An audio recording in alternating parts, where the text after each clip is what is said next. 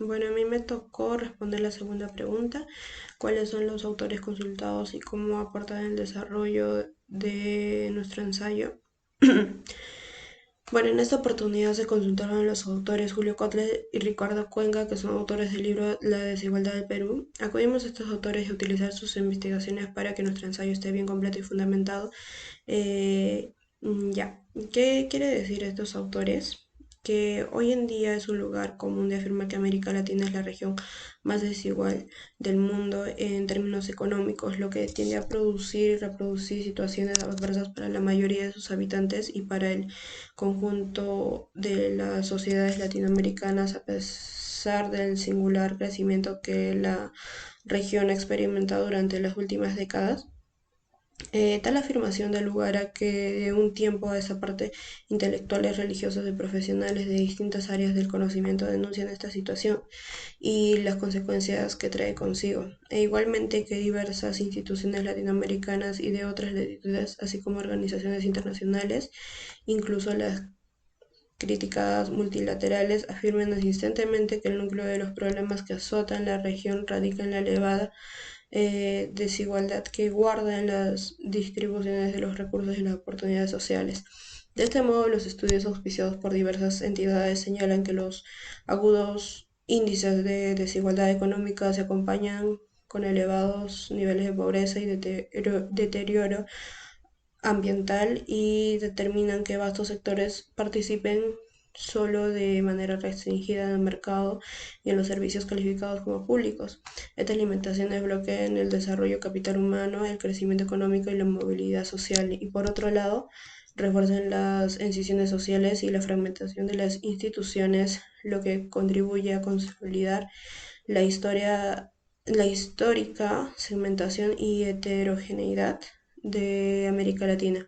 Asimismo, dichos estudios confirman que tal situación corresponde a la refuerza de la debilidad institucional de la región manifiesta en la captura del Estado por grupos privados legales e ilegales, en la extendida corrupción y la impune transgresión de la ley que agravan la desconfianza interpersonal, la delincuencia y la inseguridad ciudadana, situación que culmina en las privatizaciones del poder y en lo peor de los casos, en la quiebra de la autoridad del Estado. Continuando con las preguntas realizadas por la docente, eh, identificamos esta pregunta. ¿Qué cambios identifica sobre el tema desarrollado en tu ensayo en la actualidad? Respondiendo a esta pregunta, nosotros en lo investigado encontramos que empezamos con una política oligárquica, ¿no? Vinculada con la agroexplotación dominando el país.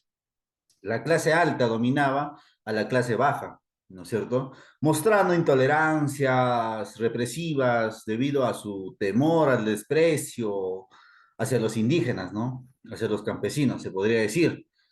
Entonces, esto da un giro, ¿no es cierto? En la actualidad, nosotros vemos que no es por el 100% que lo que se quiere ver, pero se ve una transición a una política democrática. ¿Qué quiere decir con eso? Hay dos ejemplos claros. Un ejemplo es cuando Fujimori eh, establece o quería establecer un régimen autoritario con apariencia democrática. Entonces, ahí se puede ver que desde ahí podemos analizar que en ese tiempo Fujimori, ¿no? Tenía un régimen autoritario, pero él quería parecer que sea democrático. Pero con el periodo de Paniagua se logra el retorno pleno de lo que es la democracia, garantizando los procesos electorales libres, transparentes y una economía estable. Entonces, con esto podemos analizar diciendo que ¿no es cierto? La democracia ha tomado diferentes direcciones. Por ejemplo, que en la antigüedad la democracia tenía una decadencia conocida como la demagoguía. Esto quiere decir que una persona tenía el control del total del poder, ¿no?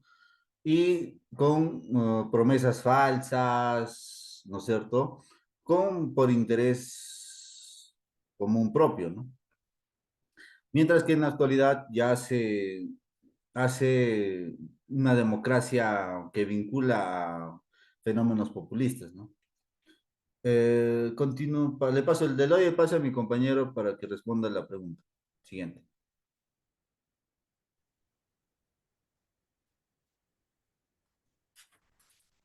Respecto a la última pregunta planteada sobre qué permanencias identificas sobre el tema desarrollado en tu ensayo en la actualidad. Bueno, de antemano podemos ver que en nuestro país han evidenciado diversos contextos sociopolíticos que sin duda alguna han moldeado la forma en cómo este se ha ido desarrollando hasta nuestros días, sobre todo en las distintas etapas como el militarismo, donde distinguíamos un tipo de gobierno autoritario, dictatorial y déspota, en el que claramente hubo una falta de respeto hacia la libre expresión, o en la misma etapa de la aristocracia, donde se evidenciaba un desprecio hacia las clases bajas, sobre todo a campesinos e indígenas. Aspectos y características que sin duda alguna se siguen viviendo hoy en día en nuestra sociedad.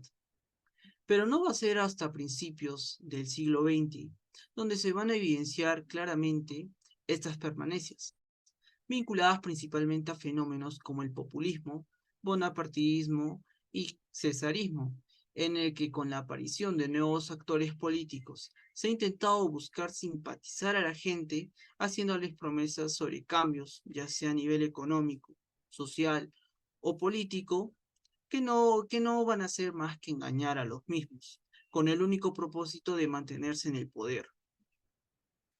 Permanencias que sin duda hoy en día se siguen viendo en cada proceso electoral.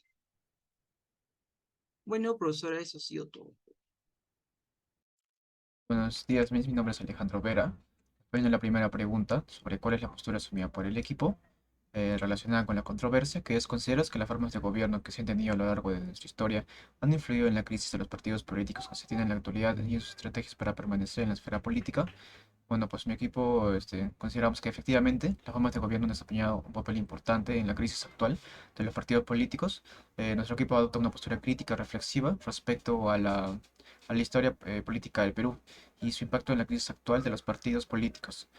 A través de un análisis histórico, nuestro equipo argumenta que las diferentes formas de gobierno que han existido en el país a lo largo del tiempo han desempeñado un papel significativo en la situación actual de crisis que enfrentan los partidos políticos.